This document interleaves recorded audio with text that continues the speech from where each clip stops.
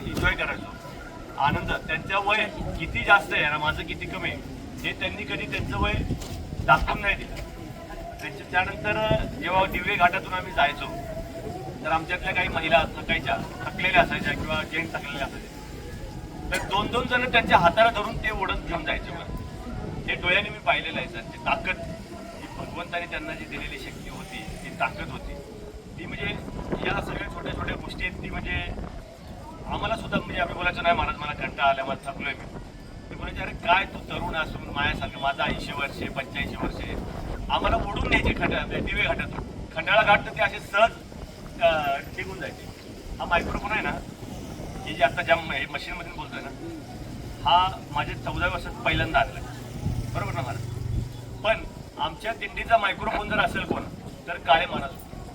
ते जर दिंडीत चालताना जर त्यांचं जर भजन चालू झालं, आजूबाजू 30 लोकांना, कमीत कमी 30 ते 40 लोकांना त्यांचा आवाज जात होता.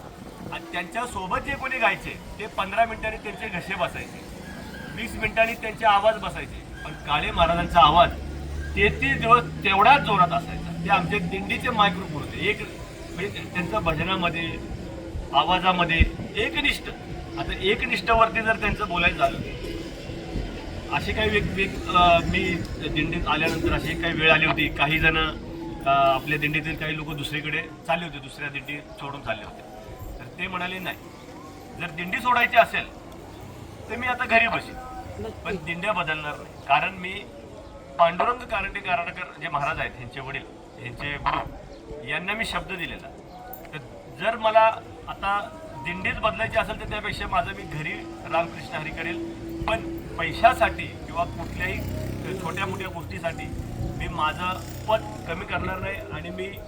आणि ह्या दिंडीला शब्द दिलेला आहे, या गुरुला माझे शब्द दिला आहे, तर शेवट जेव्हापर्यंत होईल तो इथं. आणि त्यांनी तेच केलं. काही लोक असतात की जे परमार्थ कमी आणि पैशासाठी काही गोष्टी करणारे असतात, तसंच त्यांचं आयुष्यभरात कधी दिसलं नाही. एकनिष्ठपणा आणि असं काही गोष्टी आहेत. आणि मस्ती तर आमची म्हणजे वेगळीच. इतकी आम्ही मस्ती केली, इतकी मस्ती केली की म्हणजे ते आता इथं ते आठवत आहे, त्याच्यामुळे डोळ्यातून पाणी येत आहे. म्हणजे लहान पोरं आम्ही जसं एकमेकाला आपण जसं मस्करी करतो, मेहुणा म्हणा किंवा मित्र म्हणा, अगदी अशाच मस्करी आम्ही एकमेकाशी करायचो. सकाळी उठला, आंघोळ केली की ते म्हणजे त्याचं धोतर वाळवण्यापासून मग ते कॉमेडी चालू होणार, मस्करी चालू होणार. त्यांच्याकडचा गंध ते एक तर ते आम्हाला लावणार किंवा आम्ही त्यांना लावणार. तिथून म्हणजे त्यांचे ज्या गोष्टी आहेत. आणि भजन आपण दिंडीला चाललेलो आहे, दिंडीचा खरा आत्मा हा भजन. तर आमचे पाटील महाराज, गुरुवर्य पाटील महाराज आहेत, तर त्यांच्यासोबत ते राहून म्हणजे भजन एकमेव, भजन काकडा करणे हे नित्य नेमच, तो चुकलाच नाही, कधीच चुकला नाही. सकाळचं भजन असेल, काकडा असेल, म्हणजे त्या पांडुरंग ह्यांचे वडील आणि तो पांडुरंग सगळ्याशी एकनिष्ठ, भजनाशी म्हणा, सगळ्याशी. तर त्यांचं भगवंत करू बस अशीच व्यक्ती पुन्हा आमच्याकडे यावं, काळे महाराज पुन्हा कुठल्या तरी रूपाने आम्हाला दिसावं, एवढीच पांडुरंगाला प्रार्थना करतो. रामकृष्ण रामकृष्ण. तो सुद्धा थांबतो. खूप धन्यवाद.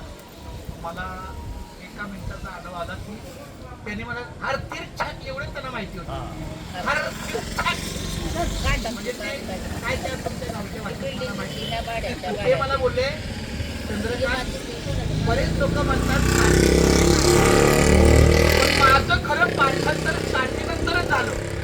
आम्ही बोलले येतं काय म्हणजे सगळं. आणि आमच्या वडिलांबरोबर ते 8-8, 10-10 दिवस असं नाही, ते सगळेच पद्धत. आगाशिवाय डोंगर आहे तर ते बोलायचे इथं किती पण वरडात कुणाला आवाज जात नाही, कसंही पाठ करा.